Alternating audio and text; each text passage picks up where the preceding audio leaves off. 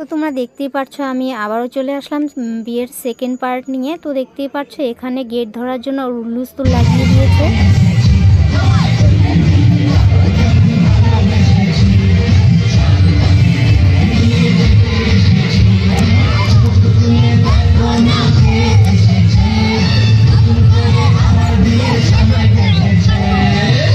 তো জানো তো বন্ধুরা, গেট তো মানে নিয়ম আছে যে শালা শালিরা তো গেট ধরেই, এটা তো সবাই জানে না কি বলো।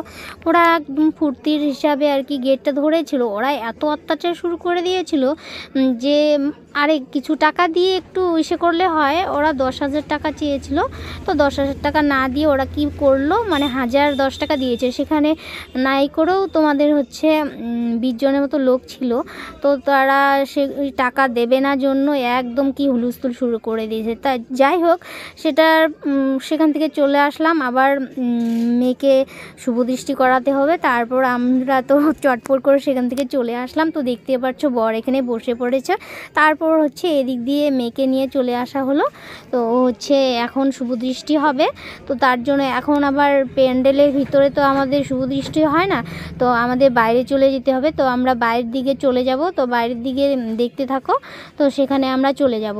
তারপর হচ্ছে সেখানে গিয়েও তো মানে হুলস্থুল শুরু করে দিল। আসলে এটা বলারও কথা নয়, কারণ এটা ওদেরও একটা ফুর্তির কথা।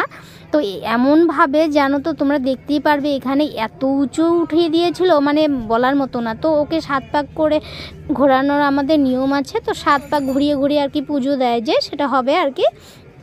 তারপর হচ্ছে যখন মালা বদলের নিয়মটা হবে না বন্ধুরা, তারা তখন দেখতে পারবে এতটা দূরে একদম দেখো বরের হাত চালে ধরে রয়েছে। বড় কিন্তু ওদিকে ভয় পেয়ে গেছে। এদিকে আমাদের মেয়ে তো একদম ভীষণই ভয় পায় এসবে, একদমই কিন্তু ও যাওয়া আসা করে না, কারণ হচ্ছে ও আগের থেকে ভীষণ ভয় পায়। তো দেখতেই পাচ্ছ সেখানে শুভদৃষ্টি মালা বদল হয়ে গেল। তারপরে চলে আসলাম আমরা এখানে বিয়ের মণ্ডপে।